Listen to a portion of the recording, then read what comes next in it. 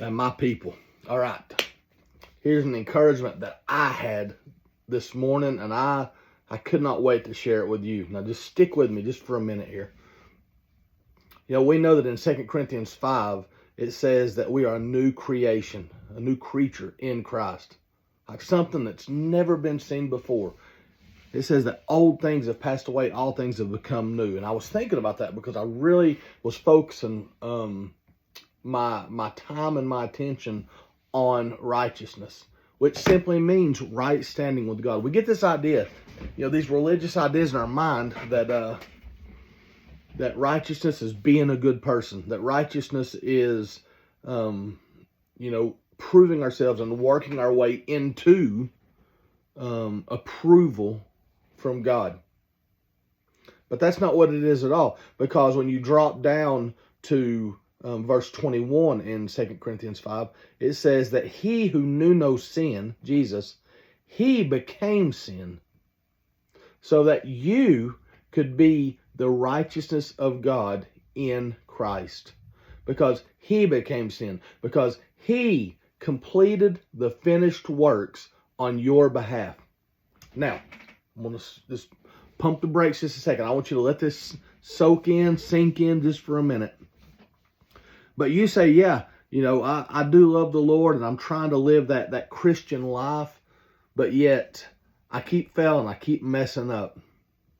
I need you to switch your mindset to a 4D mindset. Now, I know I'm throwing a bunch of different notions and a bunch of different nuggets of revelation at you at once. That's why it's on a video. You can go back and watch it again. We know that 4D is not 3D, which is our senses. 4D is that upper view, to see things as he sees things. It says that in his word that his ways are above our ways, his thoughts are above our thoughts. And I'm talking about looking from a supernatural viewpoint. It's time to get bold, it's time to get brave, and it's time to press forward into a whole new point of view and mindset to follow the Lord. So, don't lose the thought of righteousness. Just hear me out.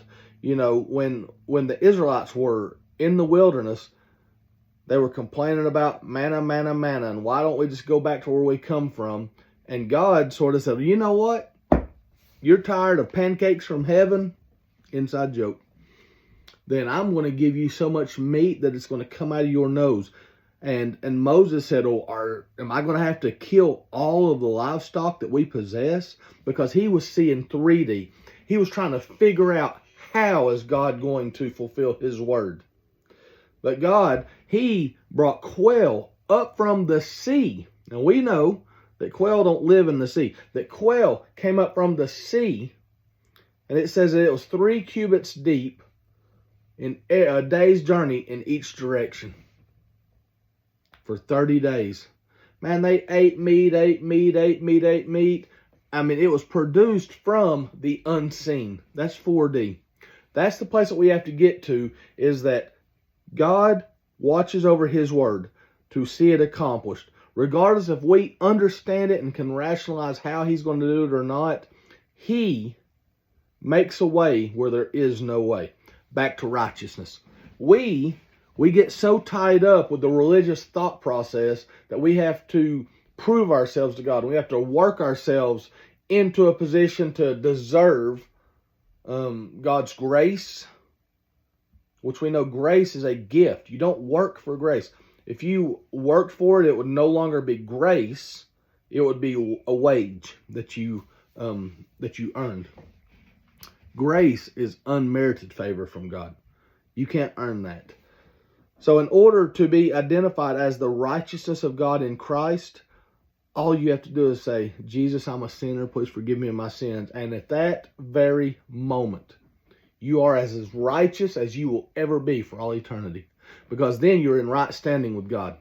Now, here's the thought. I heard another minister. I was just flipping through some channels here on the Victory Network, and I heard a minister talking about, you know, you get down on yourself and you think, well, I can't quit this sin, and this sin keeps persisting in my life, and it keeps rising up in my life.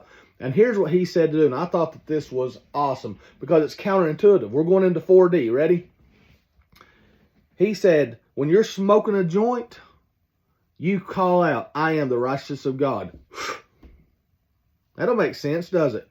When you're watching porn, you turn it on and you say, I am the righteousness of God. That don't make sense. There's a lot of people that's going to hear me saying this and they're going to get mad. But I'm telling you, that's going to get something going on inside your spirit, and it's going to begin to suck out the poison and the desire to do these things, because you know that this isn't the fruit that would come from the righteousness of God. But what you're doing is you're taking a step and making a conscious decision. I am the righteousness of God. And you know who else said I am?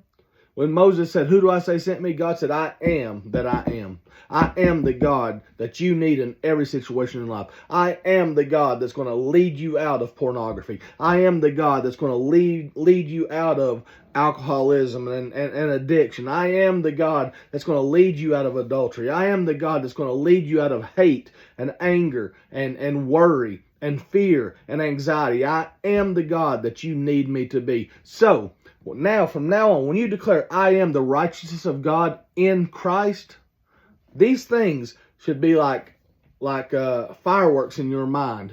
What that entails and what that means, because we are viewing it from the 4D. I love you guys. Go be victorious, and I'll see you tomorrow.